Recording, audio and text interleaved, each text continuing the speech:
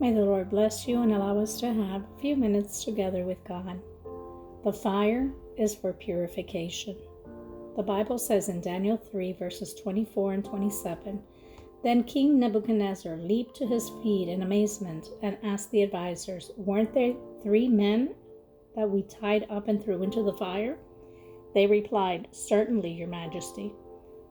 The satraps, prefects, governors, and royal advisors crowded around them. They saw that the fire had not harmed their bodies, nor was a hair of their heads singed. Their robes were not scorched, and there was no smell of fire on them. When Daniel and his friends faced the fiery furnace for their unwavering integrity and refusal to worship anyone but God, today's passage tells us that they were unharmed. Their clothes were intact, and not even the smell of fire clung to them. They knew God could save them from both the furnace and the hand of Nebuchadnezzar. They trusted in God's power and did what was right, fully aware that even if God did not act as they hoped, He would still be God. Often, we complain about our rights and what seems fair. Yet sometimes it's better to stand firm and endure difficulties, leaving our fate in God's hands. Regardless of the trials we face, we must never doubt God's sovereignty. Even when He allows us to go through the fire, He will never abandon us. What holds us back?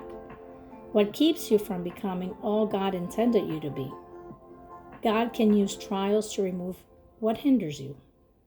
God uses the heat in your life to burn away the things that bind you.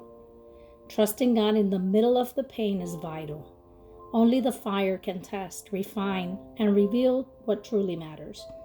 It removes the rough edges of your character, purifies your heart, and helps you grow in your relationship with Him. Wherever you feel the heat today, remember what the fire is producing in your life. Trusting God may not always remove the heat, but it will help you recognize how He walks with you and purifies you for His glory. I'd like to leave you with this promise in Isaiah 48, verse 10. I have refined you, though not as silver, I have tested you in the furnace of affliction.